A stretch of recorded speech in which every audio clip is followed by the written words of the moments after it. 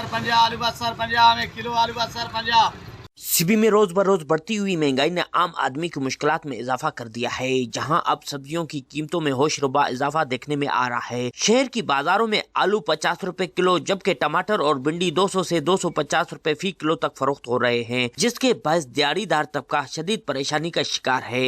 अभी टमाटर 250 में चल रहा है, भिंडी 250 में, आलू 100 रुपए किलो चल रहा है। हुकूमत से गुजारिश की जाती है कि इनका नोटिस लिया जाए और आवाम को रिलीफ फराहम किया जाए। शहरियों का कहना है कि चंद माह कबल तक रोजमर्रा इस्तेमाल की सब्जियां मुनासिब कीमतों पर दस्तयाब थी, लेकिन अब कीमतों में अचानक इजाफे ने घरेलू बजट को बुरी तरह मुतासिर कर दिया है। इनका कहना है कि महंगाई की इस लहर में घर का खर्चा चलाना दिन ब दिन मुश्किल होता जा रहा है।